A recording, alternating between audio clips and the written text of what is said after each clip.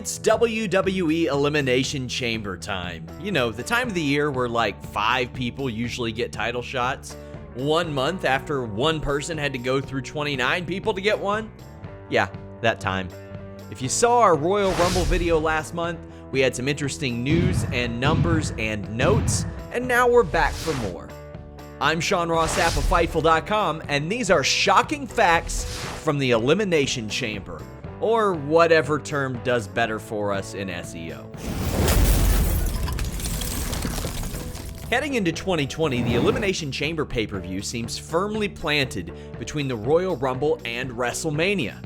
Naturally, this show was used to help build WrestleMania, but as of now, 17 Elimination Chamber matches have happened between the Rumble and Mania, and only 5 of them have been to determine a top contender for WrestleMania. Triple H isn't just the King of Kings, he's the king of the Elimination Chamber match as well.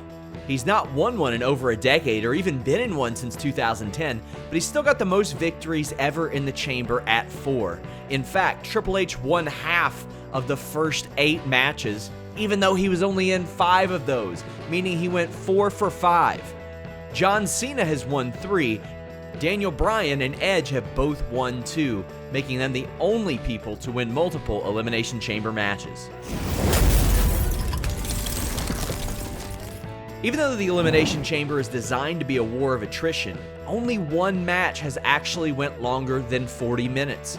The 2018 main event was unique in that it lasted 40 minutes, 14 seconds, and nobody was even eliminated until all the participants were in. Then, Braun Strowman would eliminate the entire field except for Roman Reigns, who ended up beating him.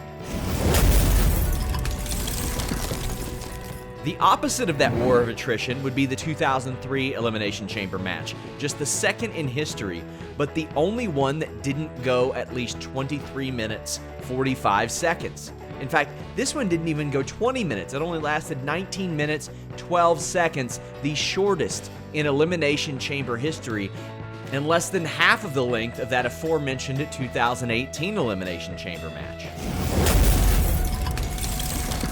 The first 3 Elimination Chamber matches in particular were star-studded.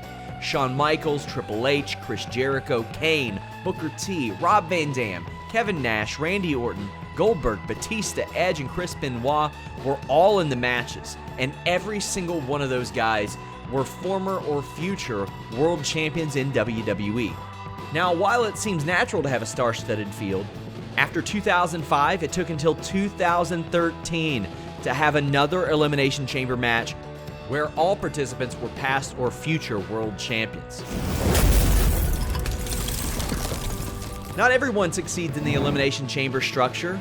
Kane hasn't won any of his 5 chamber appearances and only has 2 eliminations. R-Truth has 1 elimination and 0 wins in his 4 appearances, and Wade Barrett never won or eliminated anybody in his 3 attempts.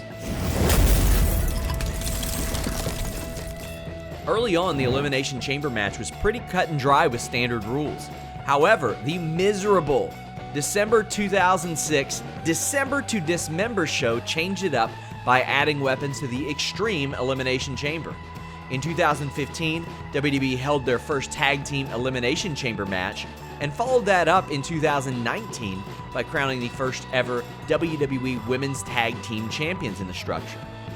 If only we could get 2K to bring back that awesome Tag Team Elimination Chamber match that they inexplicably got rid of. The luck of the draw is very important in the Elimination Chamber, as 6 people have won coming from the 6th and final spot. However, it would appear that the 5th spot may be even luckier, as 7 entrants have won from there. This is more than have won from 3 or 4 combined. Even though on screen the idea of the Elimination Chamber match is credited to Eric Bischoff, as he was the on-screen general manager, it was actually Triple H's idea. He once told WWE.com, quote, "I drew a square cage and put 4 other squares in the corners. And I said, it's 6 guys. 2 start out, and every few minutes another cage opens and 1 more guy enters the fight, and everyone fights until there's 1 guy left. I thought it could be interesting because if the superstars involved have issues, then there's intrigue, end quote. Eric Bischoff would confirm this was Triple H's idea in 2014 on Twitter. Even though the odds are against the defending champion going into the Elimination Chamber match, it really didn't affect them, at least in the 2010s. 7 of the last 8 title defenses to happen in the Chamber during that decade resulted in that champion still walking out of the structure a title holder. You could even argue, based on history, there's a significant championship advantage to this match, even though it's not really portrayed that way on TV. WWE might have some history to erase if they want to prominently tout the person who has the most overall eliminations. All Elite Wrestling's Chris Jericho has 10 eliminations overall, which is a record. He's also appeared in 8 chamber matches, which is another record. The Legend Killer, the Viper, Randy Orton made a name early for himself with his Survivor Series success, but he didn't enjoy the same fortune in the Elimination Chamber.